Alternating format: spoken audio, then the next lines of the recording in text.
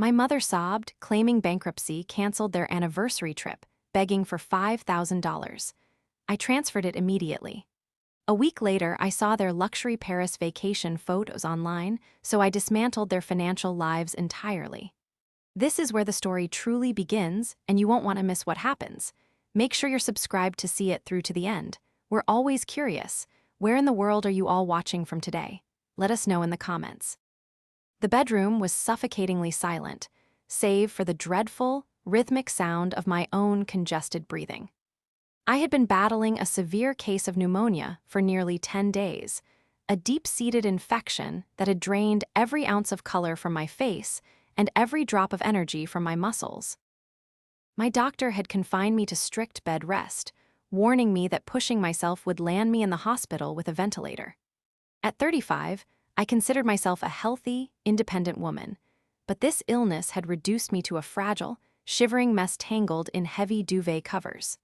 My throat felt like it was lined with shattered glass, and even the simple act of lifting my head off the pillow sent a wave of agonizing dizziness crashing through my skull. It was mid-afternoon on a Tuesday. The heavy blackout curtains were drawn tight against the bright spring sunlight, casting the room in a melancholic, shadowy twilight. I reached a trembling hand toward my nightstand, my fingers fumbling blindly until they brushed against the cold, smooth glass of my smartphone. I didn't have the energy to read a book or focus on a television show, so I had resorted to the mindless, numbing comfort of scrolling through social media. It was a terrible habit, but the quiet isolation of my apartment was beginning to drive me mad. I unlocked the screen, squinting against the sudden glare, and opened Facebook. My feed was the usual mundane compilation of targeted advertisements, distant acquaintances sharing recipes, and local news updates. I swiped down with a weak thumb, my eyes half closed, barely registering the images flashing past. And then I stopped. My thumb hovered motionless over the screen. My heart, which had been beating with a slow, sickly rhythm, suddenly hammered a frantic, terrified drumbeat against my ribs. Right at the top of my feed was a newly created photo album. It was posted by Kinsley, my 29-year-old sister, an aspiring lifestyle and travel influencer whose entire existence revolved around cultivating an aura of effortless wealth. The title of the album was written in her signature bubbly, emoji-laden style, Parisian Dreams with the Fam, celebrating 35 years of love, airplane croissant clinking.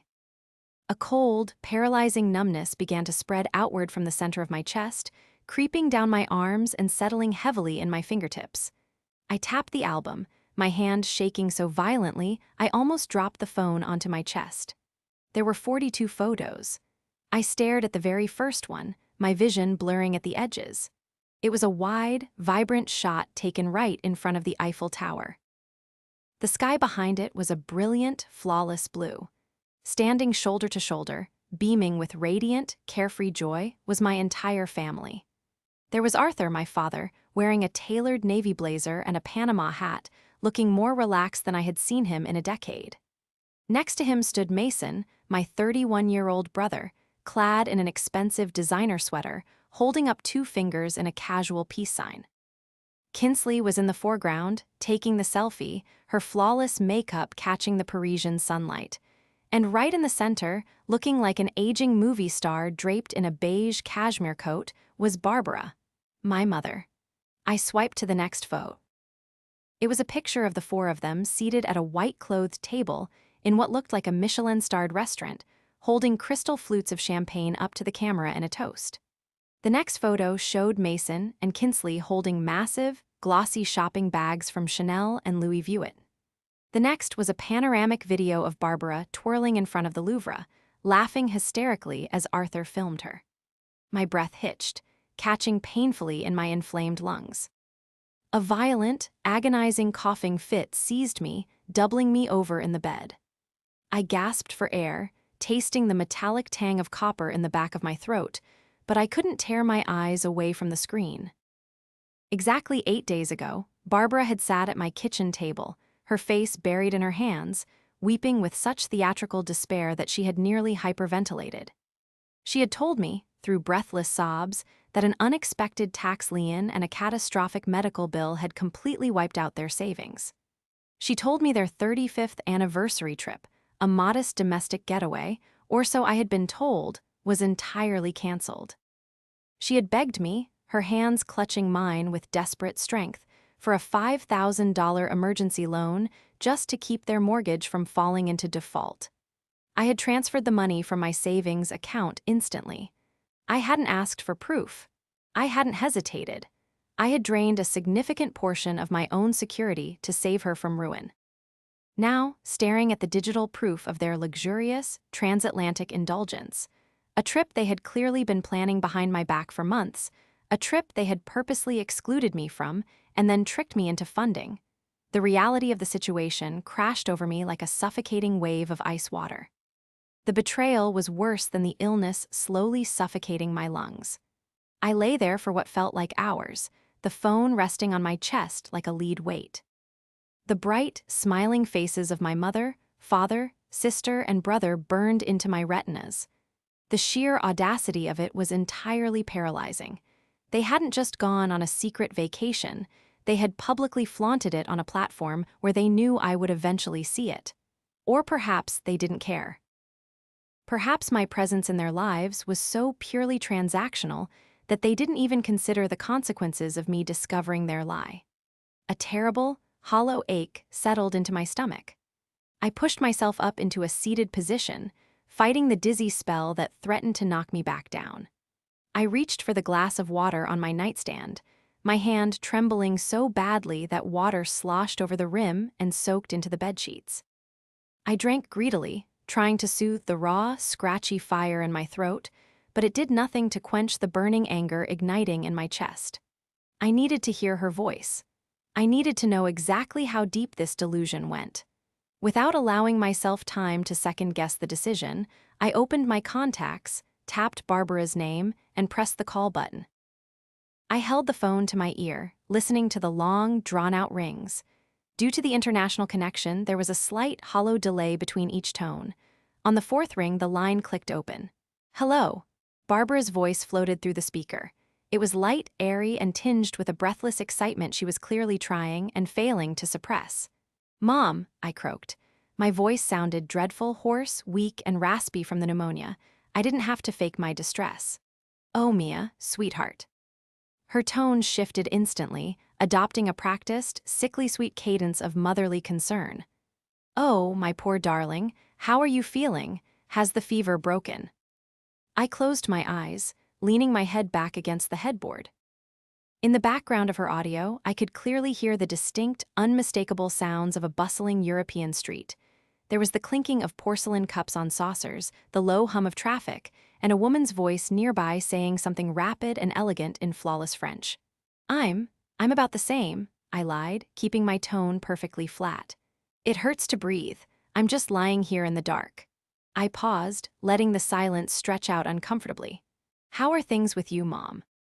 How are you and Dad holding up with the financial situation?" There was a split second of hesitation on her end. I imagined her sitting at a Parisian cafe, exchanging a panicked glance with Arthur over a plate of warm croissants. "Oh, it's just miserable, Mia," Barbara sighed, her voice dripping with artificial exhaustion. "We are just barely scraping by. Your father has been on the phone with the bank all morning trying to sort out this mess. We're just sitting here in the living room, eating canned soup, trying to figure out how we're going to pay the electricity bill next month." The lie was so smooth, so effortlessly delivered that it actually made me nauseous. "That sounds awful," I whispered. "It is, it really is," she agreed readily. "But we are so incredibly grateful for your help, Mia. That $5,000, it literally saved our home. We paid the mortgage arrearage right away. I don't know what we would do without our dependable, practical girl." Dependable, practical. Those were the words she always used to describe me. Never brilliant, never beautiful, never special. Those adjectives were strictly reserved for Kinsley and Mason. I was just the dependable workhorse. Suddenly, a loud, cheerful voice cut through the background on her end. "Mom, look at these macarons, they have gold flakes on them." It was Kinsley. Barbara fumbled with the phone, the audio muffling slightly as if she had clamped her hand over the microphone. Sorry, Mia, that was just. The television, I have the travel channel on. You know how I love to torture myself dreaming of places we can't afford to go. She let out a forced, brittle laugh. Anyway, I have to go. Your father needs me to look at some dreary paperwork. Get some rest, sweetie. I will. Bye, Mom, I said softly and hung up. I let the phone drop onto the bed. The silence of my bedroom returned, pressing in on me from all sides. The tears, which I had been fighting back since seeing the first photo, finally broke free. They ran hot and fast down my cheeks, soaking into the collar of my pajamas. I had spent my entire adult life trying to earn her approval, trying to be the bedrock this family could rely on. I had sacrificed my own vacations, delayed my own purchases, and worked 80-hour weeks to ensure I always had a safety net, not just for me, but for them. And this was my reward: to be scammed, to be left sick and alone while they drank champagne across the world on my dime. I wiped my eyes with the back of my hand, smearing the tears away. The profound sadness was slowly, steadily calcifying into something much harder, much sharper. A cold, clinical clarity began to wash over my feverish brain. Barbara was a master manipulator. She had spent a lifetime spinning webs of guilt and obligation, convincing Arthur to look the other way, convincing Kinsley and Mason they were entitled to the world, and convincing me that it was my duty to pay for it. She thought she was untouchable. She thought she had executed the perfect crime against her own daughter. But they had forgotten one crucial thing. To truly understand the depth of Barbara's deception, one had to understand the architecture of our family dynamic. I was the eldest of 3, but I had never been treated as a child. From the moment I could walk and talk, I was the designated adult, the crisis manager, the fixer. Barbara had spent her youth as a moderately successful luxury real estate broker. She was a woman who was fiercely, obsessively dedicated to appearances. For Barbara, the perception of wealth was far more important than actual financial stability. She dressed impeccably, drove leased German sedans she could barely afford, and hosted lavish dinner parties that put the family into terrifying amounts of credit card debt. When she eventually lost her license due to a minor, quickly hushed-up scandal involving misappropriated escrow funds, a detail the family was strictly forbidden from ever mentioning, she simply pivoted her career to managing the family image. Arthur, my father, was a private wealth accountant by trade, but at home he was a ghost. He was entirely passive, terrified of Barbara's volatile temper and manipulative weeping. He enabled her behavior out of pure self-preservation, burying himself in spreadsheets at the office while she ran the household finances into the ground. Then there were my siblings. Kinsley, the golden child, was beautiful, charismatic, and completely allergic to hard work. Barbara worshipped her, viewing Kinsley as an extension of her own vanished youth. When Kinsley decided she wanted to be a travel influencer, Barbara insisted that the family needed to support her dream. The family, in this context, meant me. I had paid for Kinsley's professional camera equipment, her initial lighting setup, and even funded her first 2 sponsored trips out of my own pocket, convinced by Barbara that it was an investment in her future. Mason was no better. At 31, he fancied himself a tech entrepreneur, despite never having written a line of code or successfully launched a single product. He bounced from one disastrous startup idea to the next, always needing seed money to get off the ground. When his investors, usually Arthur's gullible friends, came knocking for their money back, it was Barbara who swooped in to protect her precious boy, crying to me about how Mason's spirit would be broken if he faced bankruptcy. I was 35, an IT security architect and senior database administrator for a massive corporate firm. I was highly paid, highly competent, and highly isolated. Because I didn't have a husband or children of my own, Barbara operated under the assumption that my income was essentially community property. She was a predator cloaked in maternal warmth. Her primary weapon was an incredibly potent form of weaponized fragility. She knew exactly how to make her problems feel like catastrophic emergencies that only I could solve. The memory of her performance last week replayed in my mind with sickening clarity. She had shown up at my apartment unannounced, her makeup perfectly smudged to imply she had been crying for hours. She had sat in my kitchen, her shoulders shaking, refusing the tea I offered. "I didn't want to tell you, Mia," she had sobbed, her voice cracking with dramatic perfection. "I wanted to protect you from this, but your father, he made a terrible mistake, a bad investment, and now there's a tax lien. They're talking about foreclosure, Mia. We're going to lose the house. The anniversary trip is canceled, of course, but that doesn't even matter anymore. We just need to survive." She had looked so small, so broken. She had produced a piece of paper, a generic, printed letterhead from a collection agency that, in hindsight, looked incredibly suspicious. But I hadn't scrutinized it. I had looked at my mother's tear-stained face, felt a surge of panicked responsibility, and immediately opened my banking app. "5,000 will hold them off until Arthur's next commission," she had whispered, wiping her eyes. "I promise we will pay you back, Mia. I swear on my life." It was a masterclass in emotional extortion. She had targeted my deepest vulnerability, my desperate, pathetic need to be valued and loved by her, and exploited it flawlessly. As I lay in my bed, staring at the ceiling, the fever began to break, leaving behind a cold, hard clarity. They were in Paris.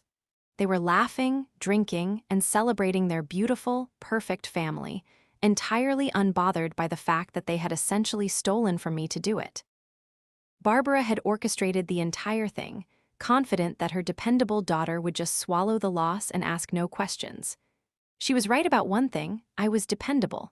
I was methodical. As an IT architect, my entire career was built on designing impenetrable systems and, when necessary, finding the fatal flaws to tear them down. And as I reached for my laptop on the floor beside the bed, a dangerous, humorless smile finally touched my lips. The heavy, metallic chassis of my corporate laptop felt cool against my fever-flushed legs. I adjusted the pillows behind my back, fighting through the lingering ache in my chest as I booted up the machine. The glow of the screen illuminated the dark bedroom, casting sharp shadows against the walls. For years, I had been the family's unpaid IT department and financial administrator. When Arthur began to struggle with the transition to digital banking a decade ago, and Barbara repeatedly lost their paper statements, I had taken it upon myself to consolidate their entire financial lives. I had built a highly secure, encrypted portal on a private server. Through it, I managed their tax filings, monitored their checking and savings accounts, and, most crucially, acted as the digital administrator for the family's irrevocable property trust, a legal entity set up years ago by my late grandfather to protect their home. Because they were entirely technologically illiterate, I held the master keys. I was the designated trustee, legally bound to protect the assets from fraud. It was a responsibility I had taken seriously, but one I had always managed with a hands-off approach, only logging in when it was time to compile their taxes or when Barbara claimed another emergency. Now, my fingers flew across the keyboard with ruthless intent. I bypassed the standard login screen, accessing the administrative backend. The dual-factor authentication pinged my phone. I entered the 6-digit code. The dashboard loaded, displaying a comprehensive overview of Arthur and Barbara's financial ecosystem.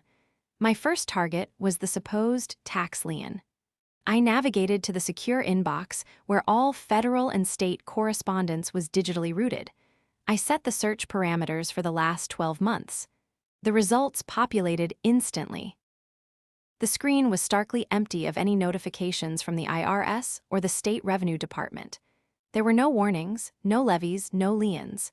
The tear-stained document Barbara had waved in my face was a complete and utter fabrication, likely mocked up in a word processor. A cold, methodical calm washed over me. The feverish haze was gone, replaced by the precise, analytical mindset I used to dismantle security threats at work. I clicked into their primary checking account. The transaction history populated line by line. There, dated exactly 8 days ago, was my $5,000 transfer, labeled emergency relief. I followed the money. It had sat in their account for exactly 4 hours. Then it had been transferred out, not to a collection agency, not to a mortgage lender, but to a high-yield travel credit card. I opened the credit card statement. The chronological list of charges read like a luxury travel brochure. Air France, first-class upgrades, $3,200. Hotel Lemurus, Paris deposit, $4,500. Chanel, Avenue Montaigne, $6,400.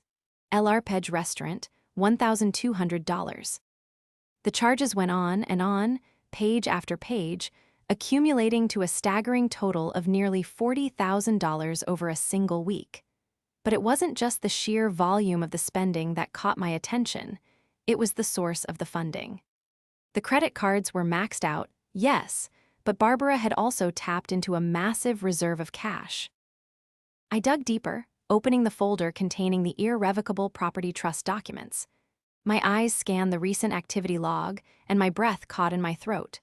3 weeks before her tearful performance in my kitchen, a home equity line of credit HELOC for $50,000 had been finalized against their house. I opened the digitized PDF of the loan agreement. I scrolled down to the signature line. There, rendered in a suspiciously smooth digital script, was Arthur's signature. Beside it was my own digital signature, authorizing the encumbrance on the trust. My heart pounded a slow, heavy rhythm against my ribs. I had never signed this document. As the IT architect who built the system, I knew exactly how digital signatures were logged and verified. I pulled the IP access logs for the day the document was signed. The IP address matched my parents' suburban home. Barbara hadn't just lied to me. She hadn't just scammed me out of $5,000. She had committed federal wire fraud, forged my signature as the trustee, and forged her own husband's signature to leverage their home for Kinsley and Mason's Parisian shopping spree. This was the clever trap she had unknowingly walked right into. In her arrogance, she had utilized a system she didn't understand, leaving behind a flawless, time-stamped digital trail of her own crimes. And she had left the master controls entirely in my hands. I spent the next 4 hours systematically downloading every ledger, every forged document, and every transaction history onto an encrypted external hard drive. I compiled a meticulously organized dossier of her fraud. Then, utilizing my authority as the trustee and citing suspicious, fraudulent activity, I initiated a complete system-wide lockdown. I froze the credit cards. I locked the checking accounts. I revoked all user access permissions. The trap was set. Now I just had to wait for them to trigger it. It took 4 days for the fallout to reach me. By Saturday morning, the pneumonia had finally begun to retreat. I was sitting at my kitchen island, sipping a cup of hot black tea, dressed in comfortable clothes rather than pajamas for the first time in 2 weeks. My laptop sat open before me, the screen dark but ready. At exactly 10:14 a.m., my phone buzzed on the granite countertop. The caller ID flashed Barbara's name. I let it ring. Once, twice, 3 times. I took a deep, steadying breath, allowing the silence in my apartment to center my focus, and then I swiped to answer. "Hello," I said, my voice deliberately neutral. "Mia." Barbara's voice erupted through the speaker, tight, shrill, and vibrating with poorly concealed panic. "Oh, thank God you answered. Darling, we have a massive, massive emergency. The system is completely down. Your father's card was just declined at the grocery store, and when I tried to log into the portal you built for us, it said the accounts were frozen." She paused, taking a ragged, dramatic breath. "We think we've been hacked, Mia. Someone has stolen our identity. You need to log in right now and fix this. Unfreeze the accounts immediately, please." I took a slow sip of my tea, feeling the warmth spread through my chest. I stared out the window at the morning traffic. "I'm feeling much better, Mom. Thank you for asking," I said quietly. There was a sudden, jarring silence on the line. The frenetic energy of her panic hit a brick wall. "What, Mia, did you not hear me?" She snapped, the sweet facade slipping to reveal the sharp, impatient edge beneath. "This is not the time for pleasantries. We have no access to our money. We are victims of cybercrime. You have to unlock the portal." "I heard you, Mom," I replied, keeping my tone perfectly level, completely devoid of the deference she was accustomed to hearing from me. But you haven't been hacked. I locked the accounts. You, what? Her voice dropped an octave, the panic morphing instantly into furious indignation. What on earth gave you the right to do that? Unlock them immediately, Mia. I am not playing games.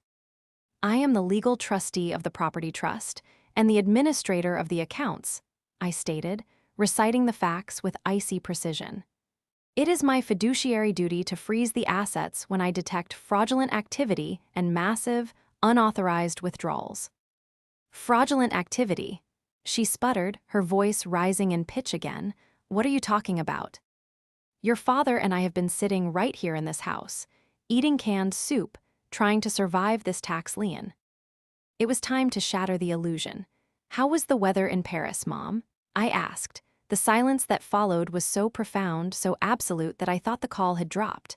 I could almost hear the gears grinding in her head as she realized her meticulously constructed reality had just collapsed. I don't know what you're talking about, she finally stammered.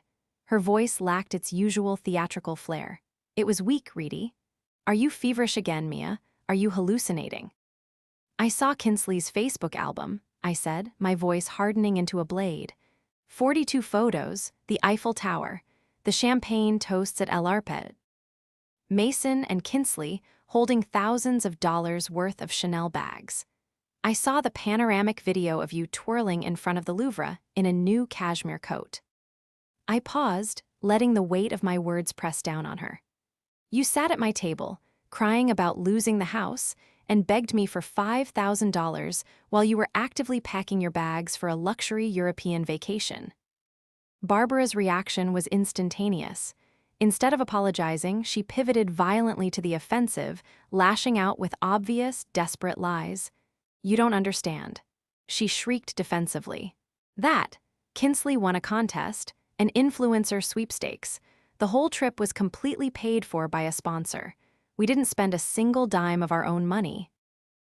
We didn't tell you because you were so terribly ill, and we didn't want you to feel left out or jealous. A contest, I repeated flatly. Yes, a contest. She insisted, her voice growing louder, more erratic. How dare you invade our privacy and freeze our money over a misunderstanding? You are so incredibly selfish, Mia. After everything I have done for you, you spy on us and try to ruin your sister's moment of success. Did this influencer contest also require you to take out a $50,000 home equity line of credit on a house you don't legally control, Mom? I asked softly. Another crushing silence. I could hear her rapid, shallow breathing through the receiver. Did the contest sponsor ask you to forge my digital signature and Dad's signature on federal loan documents? I continued, the coldness in my voice absolute. Because I have the IP logs, Mom. I have the timestamp transfers. I know exactly where the money came from, and I know exactly where it went. You ungrateful little. She began to hiss, her voice trembling with raw, venomous rage. I didn't let her finish. I pressed the red button, cutting her off mid-insult. I set the phone face down on the granite counter. The first confrontation was over. The trap was locked. The immediate aftermath of the phone call was a flurry of chaotic, desperate digital activity. My laptop screen lit up with a rapid succession of automated email alerts. Alert, failed login attempt on Master Portal. Alert, password reset requested for Master Portal. Alert, multiple failed authentication attempts. IP address temporarily blocked. Barbara was panicking. Having lost control of the narrative, she was frantically trying to regain control of the system by brute forcing her way in. She was completely oblivious to the fact that her every keystroke was being logged, timestamped, and added to the already massive dossier of evidence I was building against her. I sat back, watching the alerts roll in, feeling a strange sense of detachment. The mother I had spent 35 years trying to please was effectively dead to me, replaced by a frantic, cornered fraudster attempting to cover her tracks. But I knew Barbara's playbook intimately. When direct intimidation failed, she would invariably deploy her ultimate shield, Arthur. She would twist the truth, play the victim, and send my father to clean up the mess and guilt me into compliance. I didn't have to wait long. 2 hours later, my phone rang again. It was Arthur. I answered immediately. "Hi, Dad." "Mia," Arthur's voice was heavy, rough with exhaustion and stress. He sounded older than his 60 years. "Mia, what is going on? Your mother is completely hysterical. She's locked herself in the master bedroom and she's crying so hard she can barely breathe. She says you've gone crazy, that you hacked into our bank accounts and locked us out, and that you're making wild accusations about Kinsley." He sighed, the sound of a deeply beaten man. "Please, sweetheart. I don't know what fight you two had, but you have to unlock the portal. We can't buy groceries. We can't put gas in the car. She's in a terrible state." This was the hardest part. Arthur was a passive, cowardly man who had enabled her abuse for decades, but he was also deeply manipulated. He lived in a carefully curated bubble of ignorance, preferring not to ask questions as long as the peace was kept. It was time to burst his bubble. "Dad," I said gently but firmly, "did you go to Paris last week?" There was a long, painful hesitation on his end. I heard him swallow hard. "Mia, look," he started, his tone shifting into defensive placation. "Your mother has been under an immense amount of pressure lately with the tax lien and the threat of foreclosure. When Kinsley's sponsor offered the free trip, Barbara thought it would be a good way to relieve the stress. We just needed a break, Mia. She didn't want to hurt your feelings by telling you while you were sick." My grip on the phone tightened. She had even managed to convince him of the contest lie. "There is no tax lien, Dad," I said, "and there was no threat of foreclosure." "What do you mean?" Arthur asked, his voice wavering with confusion. "I saw the letter from the collection agency, Mia. Barbara showed it to me." "It was a fake," I told him bluntly. "She printed it out to convince me to give her $5,000, money which she immediately transferred to her Chase Sapphire card to pay the deposit for the Hotel Lemurus." "Mia, no." "No, that's not right," Arthur stammered, the denial thick in his voice. He was struggling desperately with his loyalty to the reality he knew.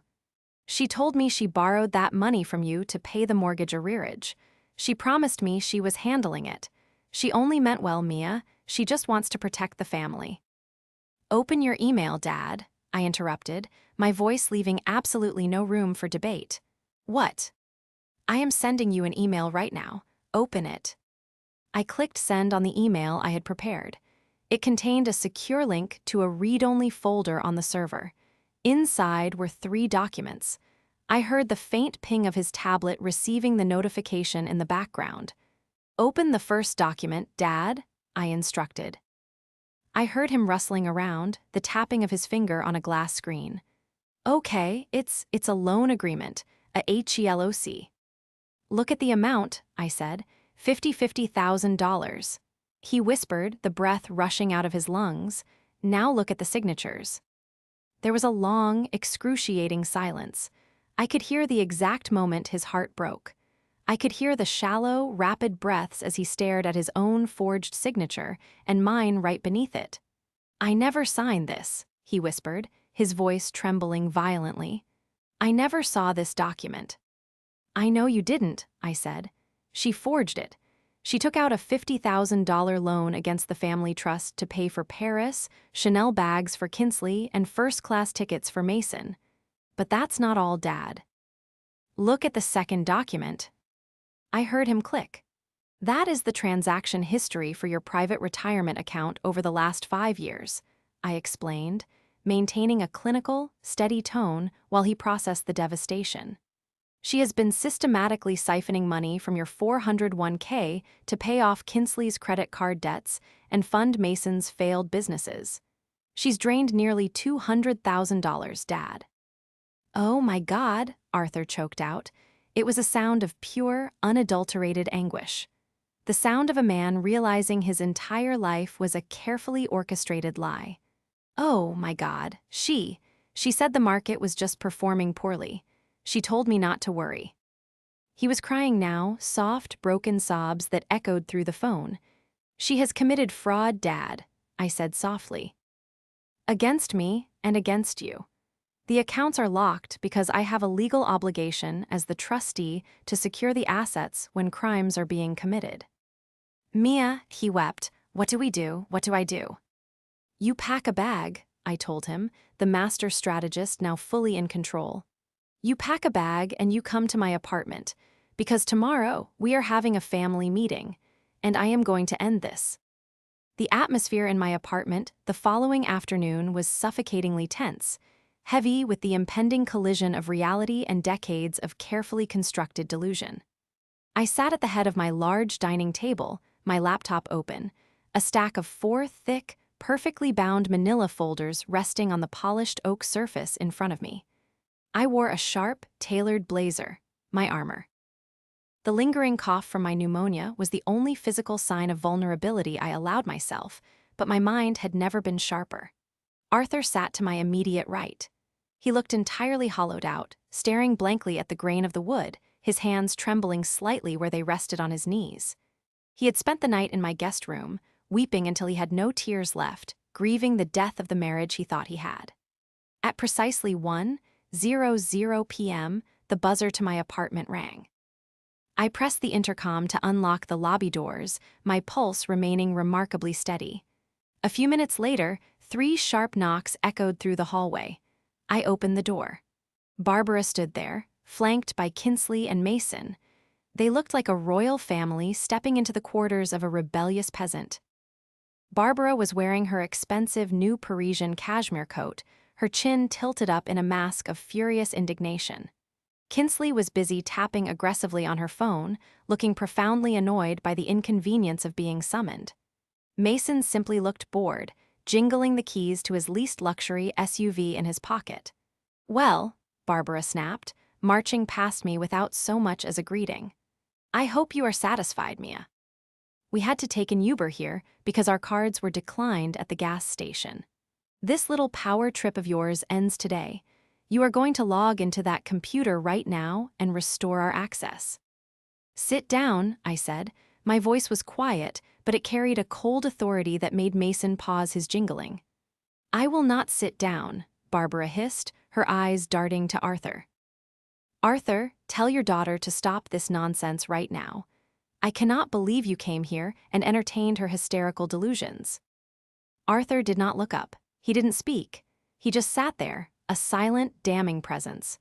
Barbara faltered for a fraction of a second, a flicker of genuine uncertainty crossing her features, but she quickly masked it with outrage. She pulled out a chair opposite me and sat down stiffly. Mason and Kinsley, sensing the shift in the room's gravity, quietly took the remaining seats. I am missing a very important brand collaboration call for this, Mia, Kinsley complained, rolling her eyes and tossing her phone onto the table. So whatever this family meeting is about, can we make it fast?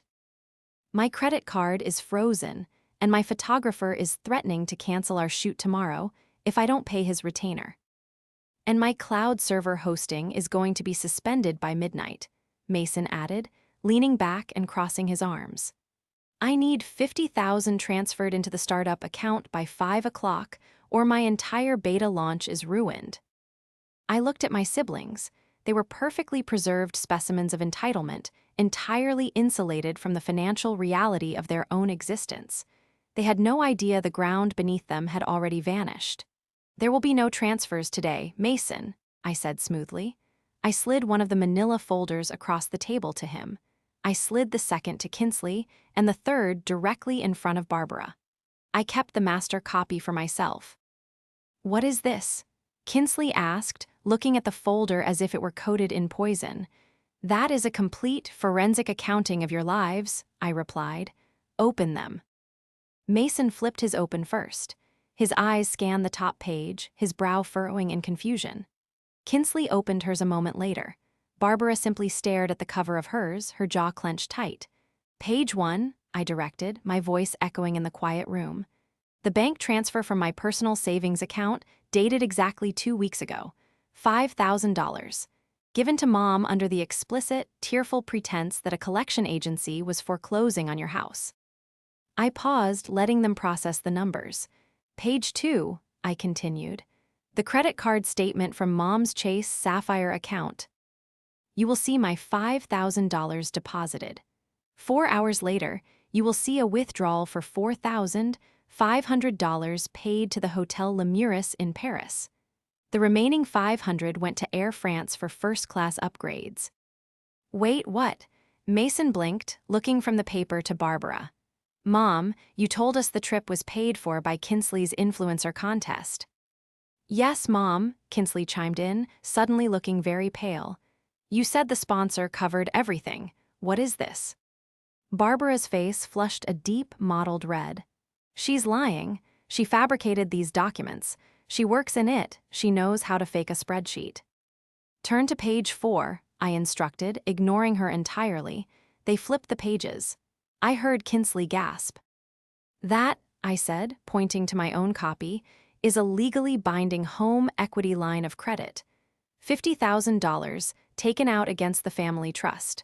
The trust that I legally managed to protect the home. 50,000. Mason choked, his eyes wide with shock. You took out a loan on the house for Paris. Look at the signatures, I commanded. They looked. Kinsley's hand flew to her mouth. Mason stared at the digital script in absolute disbelief. Mom forged Dad's signature, I explained, the clinical precision of my tone slicing through the rising panic in the room. And then she forged my signature as the legal trustee. That is not just a lie, Mom. That is federal wire fraud. It is identity theft, and it is a felony. You little witch. Barbara suddenly shrieked, slamming her hands down on the table. She half rose from her chair, her face twisted in a mask of pure, unadulterated hatred. The sweet, fragile mother act was completely dead. How dare you? I am your mother. Everything in that house belongs to me. I raised you. I clothed you. You owe me. I had every right to use that equity. You had no right. Arthur's voice suddenly cracked through the room like a whip. Everyone froze. Barbara whipped her head around to look at her husband. Arthur slowly lifted his head, and the look in his eyes was one of pure, hardened steel. The passive ghost was gone. Arthur. Barbara started, attempting to slip back into her practiced, pleading tone.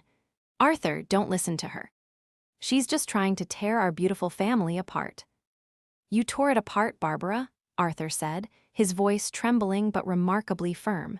He reached into his pocket and pulled out his own set of papers.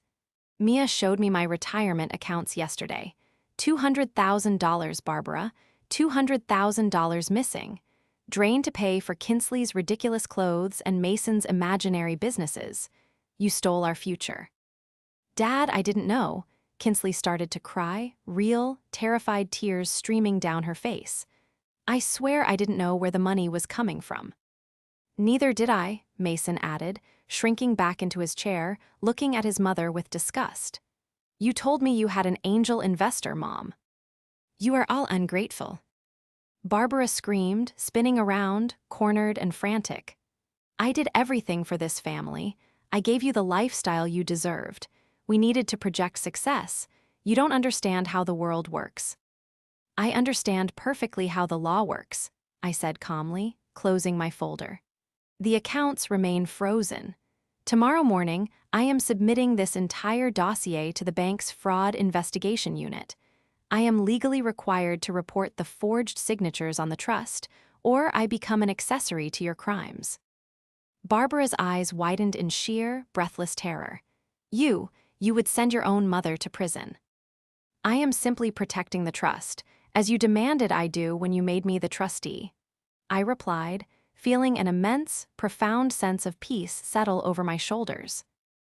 What the federal authorities do with the evidence of your fraud is entirely out of my hands. Arthur, Barbara pleaded, turning to my father, tears streaming down her face, reaching out to grab his arm. Arthur, please stop her. You have to stop her. Arthur stood up, slowly pulling his arm away from her grasp. He looked down at her, not with anger, but with absolute, final pity. I am filing for divorce on Monday, Barbara, Arthur said quietly, his voice echoing in the stunned silence of the room. And I will be cooperating fully with the bank's investigation regarding the forgery of my name. He turned to me, offering a sad, broken smile. Thank you, Mia, for opening my eyes. Barbara collapsed back into her chair, a long, mournful wail escaping her lips. The golden children sat in stunned, terrified silence, realizing the bank of Mom and Dad was permanently closed. The spell was broken. The trap had flawlessly snapped shut. The fallout was swift, devastating, and entirely absolute. Once the bank's fraud department received my meticulously compiled dossier, the machinery of justice moved with ruthless efficiency. I didn't have to lift another finger or utter another word in my defense. The digital footprints Barbara had left behind in her arrogant ignorance painted a complete, irrefutable picture of her guilt. Within weeks, federal investigators were formally involved.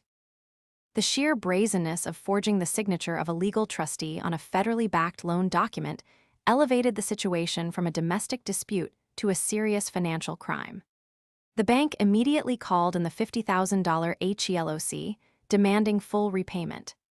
Because the funds had already been squandered in Paris, on hotel deposits, first-class flights, and designer handbags that depreciated the moment they left the boutique, there was no money to repay it. Arthur's divorce proceedings were surprisingly clean, mostly because Barbara had virtually nothing left to fight for. To satisfy the bank's demands and avoid an immediate prison sentence, she was forced into a devastating plea deal. She had to completely surrender her half of the equity in the family home. The house was sold within 2 months. I used my professional network to secure Arthur an excellent forensic accountant and a ruthless divorce attorney. With my help, he managed to salvage a small portion of his remaining retirement funds. It wasn't much, but it was enough to rent a comfortable, quiet apartment in a modest neighborhood, far away from the crushing pressure of keeping up appearances. For the first time in 35 years, Arthur looked peaceful. He began reading books again. He took up gardening on his small balcony. The heavy, anxious weight that had hunched his shoulders for decades completely vanished. Barbara's downfall was total. Forced to vacate the suburban mansion she had used as her stage, and with a felony fraud conviction permanently branding her record, she found herself entirely unemployable in any position that involved handling money or presenting a prestigious image. She moved into a tiny, cramped studio apartment on the outskirts of the city. Without Arthur's income to drain and with her credit score completely annihilated, the luxury sedans were repossessed, the designer clothes were sold to consignment shops, and her carefully curated social circle immediately and brutally ostracized her. Her golden children offered her no comfort. When the money vanished, so did their loyalty. Kinsley's influencer career imploded overnight. Without my forced subsidies and Barbara's stolen funds to pay for her professional photographers, trips, and bot-generated followers, her engagement plummeted. Faced with the reality of having to actually support herself, she was forced to take a job as a shift manager at a mid-tier retail clothing store in a local mall. She blocked Barbara's number, furious that her mother's stupidity had ruined her aesthetic. Mason's entrepreneurial delusions shattered just as violently. His cloud servers were shut down for non-payment, taking his imaginary beta launches with them.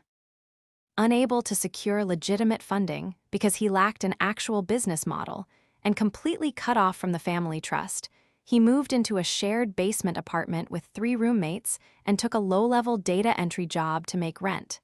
He, too, blamed Barbara for his failures, completely refusing to speak to her.